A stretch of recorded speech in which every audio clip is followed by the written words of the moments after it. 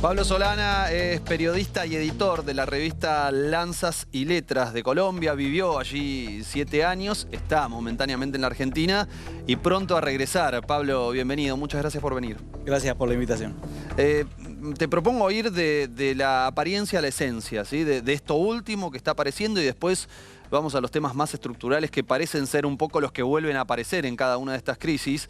Pero es evidente que aquí hay un conflicto que empezó, si se quiere, con esta suerte de denuncia. La verdad que es como un poco complejo de explicarlo, pero empezaron a surgir denuncias de cierto entorno más cercano de Gustavo Petro en relación a alguno de sus colaboradores, con denuncias que dejaban entrever la posibilidad de que la campaña de él la hayan financiado sectores del narcotráfico, sin ninguna prueba, pero se empezó a soltar eso. Y después la misma persona que había soltado esa denuncia se arrepintió. Dijo que en realidad actuó porque quería un cargo que no se lo estaban dando, en definitiva.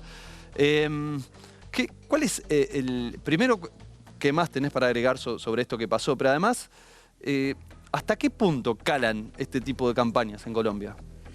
Bueno, la maquinaria mediática y política opositora al gobierno de Petro es fuerte. Hay una campaña prácticamente en cadena nacional por la sintonía que tienen los medios hegemónicos, con un rol claramente opositor al gobierno. Por lo tanto, ahí hay una incidencia. Calan las mismas encuestas, las mismas fuentes que daban índices de aprobación, de popularidad notorios en los primeros meses de gobierno, son las que van registrando un desgaste, y ese desgaste también se ve en la población. Las movilizaciones fueron importantes, sí. Centralmente son convocadas por sectores organizados del movimiento obrero, del movimiento social, pero la sociedad un poco está mirando esta situación ya con un poco más de desgaste sobre la figura de Petro, así que es cierto que calan. Petro denuncia a la Fiscalía y a la Procuraduría. ¿Qué peso tienen estas dos entidades estatales? Sí, es la tercer pata, digamos, la derecha parlamentaria, los medios de comunicación y la Fiscalía General. Sí. Son las tres instancias que buscan acorralarlo de algún modo. El fiscal Barbosa fue puesto por el uribismo en la gestión anterior. El uribismo es la expresión política de la derecha más confrontativa, y es quien da curso legal a estas denuncias que, como bien decías, sin demasiado sustento, basados en algún audio que trasciende, de un funcionario que no es menor, hay que decirlo, ¿no? Era el embajador colombiano en Venezuela. En Venezuela, un aliado del armado político que le permitió a Petro ganar las elecciones, sí, pero que no tiene ni una buena trayectoria política. Siempre tuvo un rol oportunista de acercarse a los gobiernos, sean de derecha, a todos, o los que fueren. ¿Incluso al de Uribe? Incluso al de Uribe, y en este caso su cercanía con Petro le permitió articular el armado político con apoyos dudosos. Ahí está claro, lo primero que hizo Petro fue pedirle la renuncia a él, a su jefa de gabinete, que llegó de la mano de él también, sí, fue la otra parte del escándalo de estas escuchas. Entonces, Petro dice, el gobierno no tiene ninguna acción ilegal. Ahora, no está claro que efectivamente este personaje haya incurrido en cierto tipo de financiamiento de la campaña. Cargar sobre ese eventual hecho una investigación sobre la figura presidencial es a todas luces desmedido, busca el efecto político de arrinconarlo a Petro, y Petro pone como ejemplo, para graficar la situación, lo que pasó con Pedro Castillo, y es interesante el caso porque sí fue el Parlamento el que pidió y logró la destitución de Castillo en Perú, sí, y es en la Cámara de Acusación del Parlamento donde ya están radicadas estas denuncias. O sea, puede pensarse que es exagerado o preventivo de parte de Petro, pero los indicios avanzaron en estos últimos días y van en ese sentido. Eso sería lo que él denuncia como un golpe blando, para que se entienda claramente. Ayúdame un poco a identificar entonces los actores o a sistematizarlos de alguna manera. Hablamos del Poder Judicial o de algunos sectores del Poder Judicial. El fiscal general. El fiscal general vendría a ser como el procurador nacional, que sería el procurador en la Argentina. Me hablaste de algunos medios de comunicación. La revista Semana instaló estos días el hashtag Proceso 15.000, sí, porque 15.000 millones de dólares habría sido ese monto de... ¿Qué es la revista Semana? ¿Qué peso tiene? Porque uno piensa una revista y dice... ya bueno, no? hoy día es en las redes sociales y en la difusión masiva donde logra su incidencia. ¿Pero es un medio de peso real, de audiencia importante en el país? Porque tiene la sintonía con los medios de comunicación como RCN, la Red Caracol y bueno, todo el entramado que amplifica esa voz. Pero la portada de la revista Semana, que dice "Basta Petro", y es Petro en llamas encendiendo el país. Eso sienta agenda, decimos. De algún modo cierta agenda. Y esto que te refería, el proceso 15.000 en referencia al supuesto monto de financiamiento ilegal, lo pone a Petro en un paralelo histórico con lo que fue el proceso 8000 con el gobierno de Samper, que sí se comprobó un financiamiento del narcotráfico a su campaña. Entonces, ya orientar que Petro estuvo financiado por el narcotráfico no tiene ni pie ni cabeza, pero es lo que están instalando. Entonces, la pata mediática, la parte judicial que mencionabas, y el uribismo, que a través de Fico Gutiérrez, quien fue su candidato presidencial, es quien presentó la denuncia en la instancia parlamentaria correspondiente para que avance, eventualmente, si hay un financiamiento ilegal, su llegada al gobierno habría sido ilegal y sería el motivo para destituirlo. ¿Y cómo están los porotos ahí, en el Parlamento?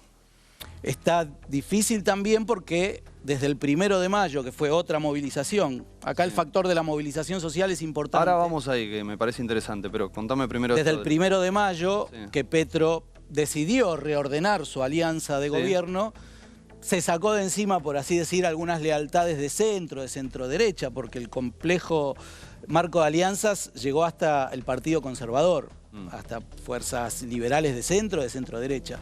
Entonces, en Colombia es más estructurado el alineamiento parlamentario. Las fuerzas políticas tienen que declararse o parte de la coalición gobernante, o en oposición, o en independencia, y el Partido Verde y otros de los partidos aliados se corrieron de la alianza del gobierno. Entonces, están en una transición, quedan 9 días hasta el 20 de junio que tiene que funcionar este ciclo legislativo y todavía no se sabe cómo le van a responder, si le van a responder o no a Petro, porque al ser fuerzas que se declaran en independencia, pueden jugar de un lado o del otro. Te pregunto por un actor que no mencionaste, pero siempre es importante en los golpes de Estado: las fuerzas de seguridad, la policía y sobre todo las Fuerzas Armadas.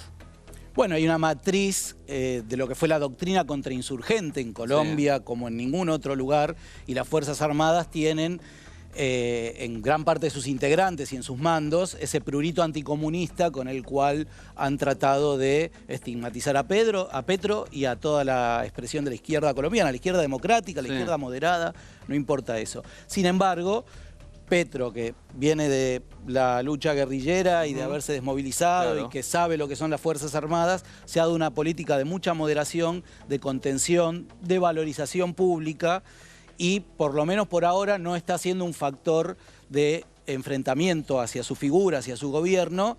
Se sabe que esa matriz ideológica refractaria está, pero todavía no es un elemento que esté jugando. Yo escuchaba algunas declaraciones de estos días, hay algún que otro sector que salió de forma un poco más fuerte y como preocupante a cuestionar a Petro. Pero vamos del otro lado, vamos de los actores que están con Petro, que están con el pacto histórico y que hoy están movilizados. ¿Quiénes conforman? ¿Cuáles son ese grupo de actores que aparece más vinculado al presidente en este momento? Que además recordemos, ¿no? Es la primera vez que hay un proyecto progresista de izquierda en Colombia y ya está como tambaleando en algún sentido. Por eso es bastante impactante lo que está pasando. Sí, la movilización del miércoles 7 de junio, hace unos días, fue convocada por la CGT y la CUT, que son dos grandes centrales sindicales, y por el movimiento social, que tiene distintas expresiones, pero básicamente las vertientes más fuertes son el movimiento indígena, el movimiento campesino, que tiene menos impacto en las ciudades, pero sí mucha presencia en todo el interior profundo, y las movilizaciones en Colombia, tal vez diferente a lo que estamos acostumbrados aquí, son descentralizadas, es en todo el país.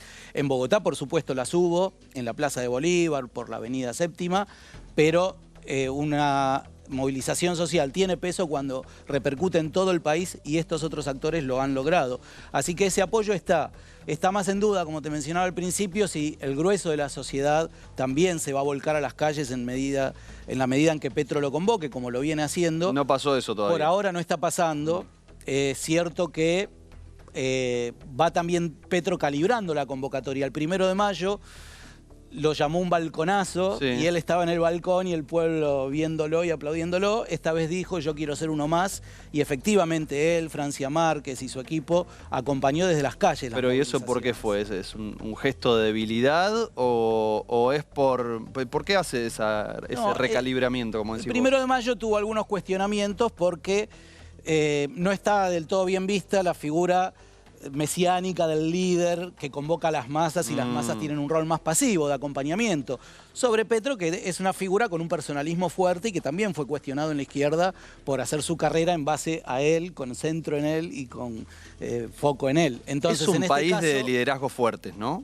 Convengamos. Sí, pero una izquierda también con tradición fuerte, Sí. y que apuesta más a que el movimiento sindical, el movimiento social organizado, el movimiento indígena Tenga más lugar. sea respetado y tenga lugar, y no simplemente que lo convoquen a apoyar a la figura que expresa el liderazgo. Interesante eso. Entonces este miércoles Es muy Petro distinto estuvo- a otros procesos. Es otros distinto. procesos de la región. Petro como líder tal vez no sea tan distinto, pero el movimiento social le está imponiendo un Pero, rol, bien. y este miércoles se lo vio a la par de la movilización, en las calles, dando este discurso, alertando sobre el golpe blando y convocando al pueblo movilizado desde las calles, y eso también es un símbolo que, si a futuro sigue calibrando en el sentido del humor popular, también puede llegar a convocar a sectores no organizados que van a ser necesarios para apoyarlo. Es un país que viene de un estallido social, un proceso parecido al de Chile, si se quiere, que derivó en un cambio de gobierno histórico.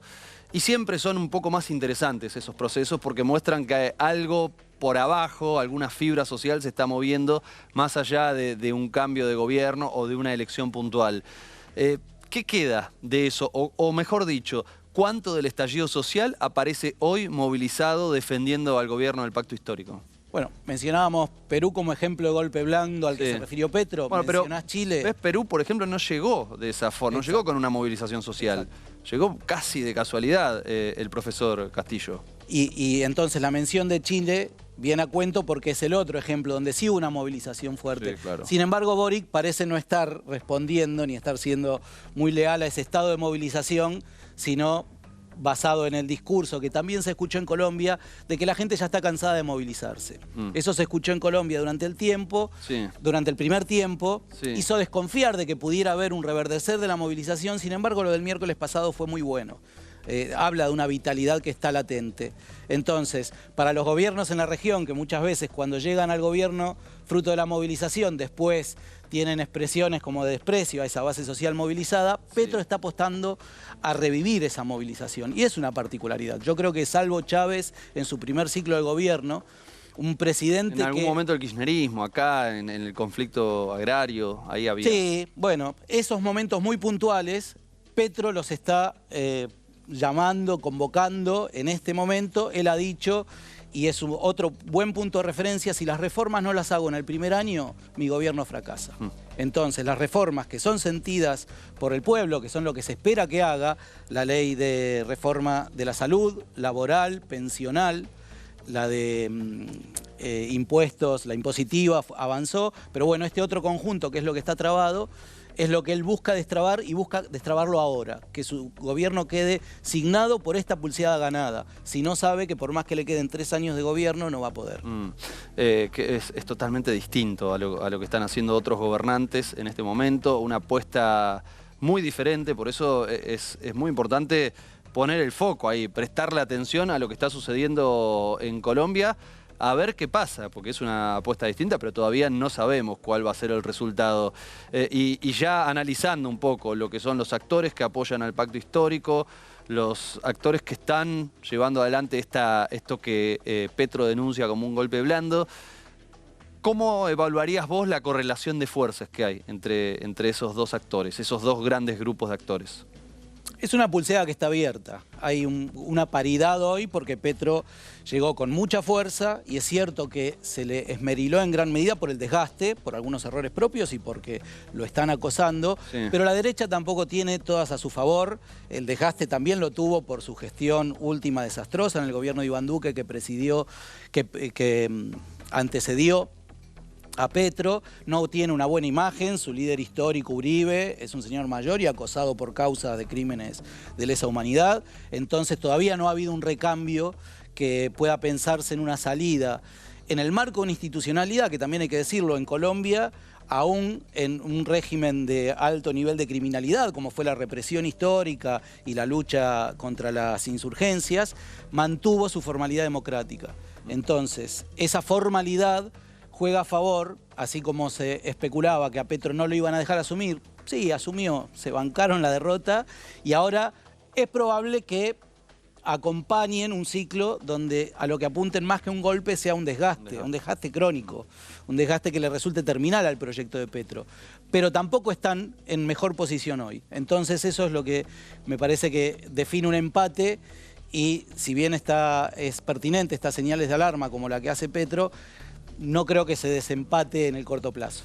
Pablo, la verdad que nos dejás algunas pistas más que interesantes para entender el panorama, que es difícil, que es complejo. No estamos acostumbrados a este nivel de análisis aquí en nuestro país, así que te agradecemos muchísimo. ¿Ya te vas para Colombia? En un mes. En un mes. Para allá bueno, éxitos allí y la próxima te vamos a llamar por Zoom. Ya quedás comprometido. Desde allá, desde Bogotá. Encantado. Gracias. Gracias a ustedes.